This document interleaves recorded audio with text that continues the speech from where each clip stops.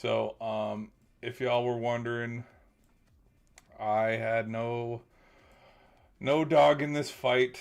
I think both teams deserve like both teams. It'd be cool to see how either team would win, considering the level and the stakes of how. You know what? I just realized I'm a little off center. Hold on. Let me move me a little bit here. That was a little a little distracting. Let me. Okay, there we go. There we go. But both teams. I mean, you think about it with how Miami. Everybody was dogging on Miami, and everybody said Miami shouldn't even be. Miami shouldn't even be here. They don't even. The ACC is dog shit. Blah blah blah. And then, oh, would you look at that? Miami went through one of the top. Oh, hello. I just realized something. We got to put this over here. Miami just went through one of the best teams in the SEC, the runner-up in the Big Ten, and then another runner-up, one of the best teams in the SEC. So two SEC teams and the runner-up in the Big Ten. But Miami doesn't deserve to be here. Miami sucks. Get them out of here. The ACC is a terrible conference. Oh, okay. Yeah, that makes sense. That makes sense. That makes total, complete sense. Okay, let's get into our halftime report here and let's talk about what I saw on full display and what I thought this first half was. My own personal thoughts, reactions. If you guys have a hot take, be sure to let me know in the comments section as well. Let me know in the polls who you guys got. I'd love to hear if you guys are rooting for the Hoosiers or if you guys are rooting for the Hurricanes tonight. Be sure to let me know. Right now, as we sit, when we look at our fun little squiggly graph here, look at this. We are sitting now, this is the peak. This is the highest it has gone all night. We're sitting at 87.8% for Miami. Hey, you know what was also sitting at 87.8%? The Packers when hello, echo. It almost feels like an echo when that happens. Sorry, people. Okay, just gotta make sure the music is going, but not drowning me out too much. Okay, you know what else was this high percentage wise when they played? The Packers and Bears. Do we remember how that game went? Yes, I do. So I don't think the percentage matters too much. And then when you look at the game, as the game is right in front of your eyes, guys, it is a 10-point game. This game is not over. This game is nowhere near over. You know who gets the ball first to start? Well, who does get the ball first to start the game? I think Indiana does. Hold on. Doink. Miami's field goal misses off the. Miami. No, yeah, Miami gets it because when we look, Miami started. They did a quick, not a quick 3-and-out, but they got a first down on their second play of the game. They got a first down on the second play of the game, and they didn't get another first down until the waning minutes of the second quarter. That is something that is a little concerning if I'm a Miami fan, because you need first downs to win football games. And if you're not getting first downs, you're not going to win the game, period. End of story. But then the 1, 2, 3, 4, 5. 1, 2, 3, 4. So both teams have gotten it pretty even. There have been no turnovers, which I'm going. You know, if I'm going to be honest, I think turnovers could be a big factor here in the second quarter. Because what if? I mean, we've seen huge turnovers up until this point. I mean, Miami won their game against Texas A&M at the goal line, sealing it with a game-winning interception. Indiana started their game against Oregon with a walk-off pick six. Walk-on. Wouldn't it be a walk-on? If a walk-off is how a game ends, how does a game start? With a walk-on? I don't know. Just fun, stupid analogies that you can use and language that you want to choose. So, What's going on, guys? What's going on? Be sure to hit that like button. Let me know in the polls who you guys got. Right now, I know it seems Miami's, within fighting chance, but we'll just see for the rest of the game. Right now,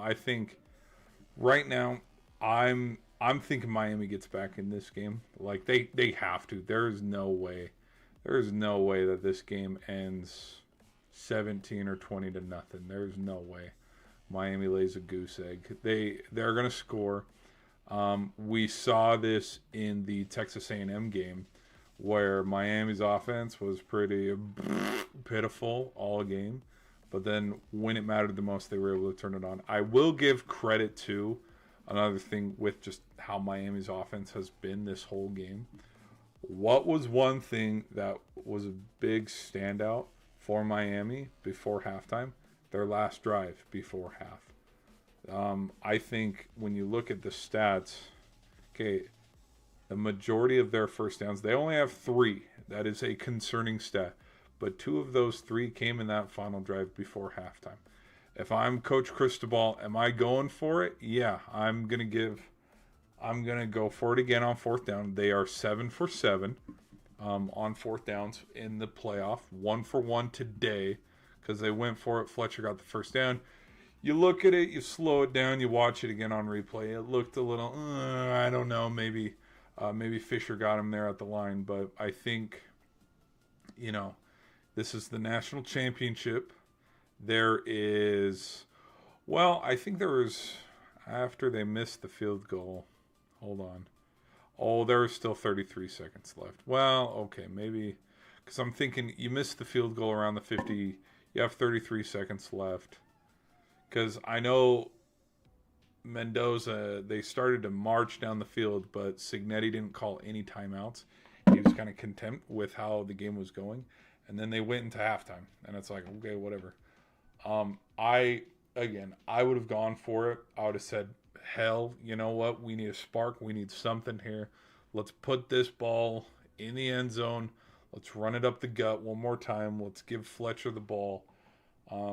I'm not surprised, though, that both teams, excluding the handful of runs that Black did to get them that touchdown to make it 10-0, the running game has been awful today. Both teams have not been able to establish the run and get it going. I think that's going to change, though, in the second half because I have a feeling that this is going to be something where it didn't work in the first half, but if you keep tick, tick, tick away at it, eventually it's going to solve itself out. But I think another stat that should probably be talked about is, and it's why the hell is Marcus Freeman here? Oh, you know what? I wouldn't have gone, dude. If I'm Marcus Freeman, I'm not coming to this game. They picked Miami over your team. Why are you here? He's probably got to show good graces, though. Like, oh, okay, let's talk about Miami. I mean, I wouldn't. You guys want to... Oh, it's a little windy. It's a little windy. Coach Saban's papers, they're moving around. Must be a little windy. But I don't think the wind would cause any effect here in the second half. But I'm thinking just with where the game was at, where it was sitting, you have to go for it. They don't go for it. They kick the field goal. The field goal doinks off the upright. And we sit where we sit, where it is 10-0 instead of 10-3. I'm not putting Miami out of this game at all. I still think Miami has a huge shot to win this game because they come out here, they keep... You know what I've noticed too with the level of physicality, and maybe it comes with getting rid of the ball quicker. Nobody's been hitting Mendoza. Maybe they've been warned, and that's why we haven't seen it lately. But from the first 2 or 3 drives, Miami was getting after Mendoza. Like, they were hitting him late. They were being cheap. I mean, there's the one where number 8, which let me look up who number 8 is. I don't actually know who number 8 is off the top of my head. You also got to look at the dude that got ejected last game for targeting. He's back in the game, so maybe he could have an effect here in the second half. No, that's 18. Let me look. 15, 48. Thomas, Jacoby Thomas. Jacoby Thomas led with the crown of his helmet and just absolutely whacked Fernando Mendoza in the first half. He didn't get ejected, which I guess targeting doesn't matter. Whatever. Again, ticky-tack bullshit play. But I don't know. I think, yeah, I have noticed Miami's physicality has not been in the forefront. Now, granted, Indiana still can't get the run going because there was that one play where Mendoza pitched it out to Black, and it was a tackle for loss, like a loss of 2. Like Bain was there to swarm it. Torre is also getting after it too. Like you look at the tackles, he has 6 tackles. They're just getting after it. Both teams are getting after it. But I think with where this game right now is currently hanging in the balance. There's parts of me that believe and would have to believe, which I haven't even talked about Nowakowski's. Sorry, I haven't even talked about his touchdown, which it's like, whoops, we forgot about it. Becker had a sick play to get down to the 2-yard line as well, and it's not even here. Yeah, Becker caught one, tightrope to the sideline, and then got knocked out at the 1, which put him into the position where the fullback comes in. We just do a power eye up the middle. But there's parts of me that think that if Miami wants to get back in this game, and this is kind of the sentiments that I'm going to leave here, because I think the second half is going to start, so we're going to wrap up the stream on the shorts end. So guys, on the shorts end, if you want to follow along during timeout breaks, I'm giving my thoughts and reactions to what we're seeing, kind of like a drive-by-drive analysis. Not talking during the game, talking when we're all tuning out during commercial break. If you guys want to come over there, I'd appreciate that. Thank you for all the likes as well. And the polls. Okay, here we go. Indiana and Hearing Shit, they're the best team in college football. Sorry. Indiana and Hearing Shit ain't. Indiana ain't hearing shit. They're the best team in college football in Miami. I've never seen the Hurricane like this since back in the 1980s. Yeah. Hey, you know what's going to get real loud too, which I'm going to just... that comparison now. I am telling you, LSU's doing laps around this Indiana Hoosiers team. I know not a lot of people are going to like that, but that's my thoughts on that. Is this Hoosier team, do not get me wrong, this Hoosier team is very good. But only time will tell, depending on how many players go to the draft. Go look at LSU's roster and how many players went to the draft that year. I think, now historically, from a historic standpoint, yes, they'd be historically, like record-wise, the greatest team of all time because they went 16-0. But you look at LSU's team that went 15-0, they would have gone 16-0 as well because they would have, if it was in the 12-team era, because they would have been sitting there after the bye, which there's a post that I liked that I need to pull up. Someone pulled up the what the bracket would have looked like in 2020. We should pull that up a little later. Same with the Bobrovsky fight, because there was a goalie fight. Hold on, let's go to the NHL. Maybe the NHL already has it. Yeah, here it is, baby. Look at this. Oh, boo. Okay, hold on. That's a 20-second ad. There's been a little bit of action in the NHL. Again, when the football season ends, we're going to be full go on the NHL and college basketball, because I think right now. Oh, hello. Oh, yep. There's the replay of Mendoza getting his chops licked right there, and then the ref just walks right by him, doesn't console him, nothing. Okay, here we go. So there's a little bit of scrappiness. I didn't see what started it. Okay, I guess we got a little bit of, oh my gosh, this is like, don't get me wrong, I love football, but you can't beat this. you can't act tough in hockey. It's not a fake tough guy sport. Like, this is actually a real tough guy sport. There's no faking it. So glad ESPN had that queued up.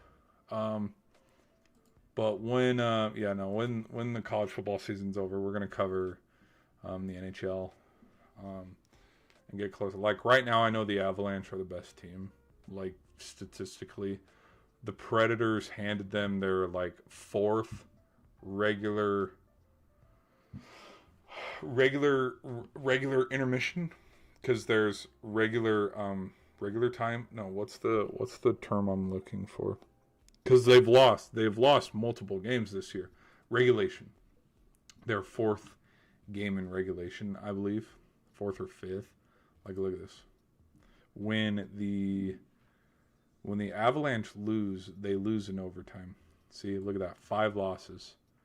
8 overtime losses. So they have lost 8, 9.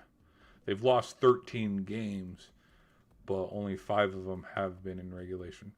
And then let's go over here to the league. Let's go just by losses. Hey, wouldn't you know, the second in line is Vegas. And they have double the losses that Colorado has. That's huge. Who's the losingest team? The Canucks. Hey, that doesn't shock me at all. That doesn't shock me at all one bit after getting rid of their guy. Okay, the Avs and the Canes, and then Tampa, Detroit. We'll look at that later. I don't know the standings. All I know is that the Avalanche are taking care of business and they're playing really good hockey right now. But they can't peak too soon, because the President's Cup trophy is real. And you go look. I don't know how long it's been since. I mean, everybody talks about the Blackhawks when the Blackhawks won it, but the Blackhawks also won the President's Trophy on a shortened lockout season too, where they played 40 games. The farthest a President Cup trophy winner has gone in more recent memory is the Rangers. They got to the Eastern Conference Final, but Winnipeg got eliminated in the second round. The year before the last, in 23, the Bruins got eliminated in the first round to the Panthers as the 1 seed to the 8 seed. So, like, it's great the Avalanche are doing good, but they can't peak. They cannot peak too early because the Avalanche, and I'm just going to say it's a hot button here, the Avalanche are doing no better than what Arizona's doing in college basketball. They are peaking at the wrong time, because it's great. You've beaten 5 or 6 top 10 teams. Phenomenal. That's great. You know when that matters? In March. It does not matter right now, because you know how many other teams have won that many and then gotten eliminated in March Madness? Damn near all of them. So, anyways, that's gonna be it, guys, on the short stream. I will catch you guys later. Thanks for being here. If you guys want to hop over to my main channel, I give my thoughts and reactions during commercial breaks. So if you guys want to stay tuned, you can come watch that. I'm going to end the stream, though. Let's go Underdogs, number 10 Miami. Oh, yeah, this game is not over one bit. This game is not over one bit. Right now, because Mendoza and the boys, it's 1st and 10. This is going to be the first play of the third quarter. Yep, run up the middle. And look at that. Wouldn't you know, Miami's defensive line is getting after it. Yeah, this game ain't over. Not even in the slightest. If Miami can get Indiana off the field, turn around and kick a field goal, or get points of any kind, they're back in this game. Miami, with how Miami's offense finished the first half, I know it was a missed field goal. They were doing the right thing, though. They were getting first downs that they hadn't gotten all game. Get Beck going, get things rolling. You score a touchdown, this thing's 10-7. Uh-oh, look at that. Mendoza sacked in the backfield. Look at that. Now it's 3rd down. Indiana's already behind the chains. You already set that precedent and started off hot in this second half. So if you guys want to go watch me give thoughts and reactions during commercial breaks, hop over there for full screen. But other than that, I will catch you guys in another stream. Peace out. All right. So, had to do that.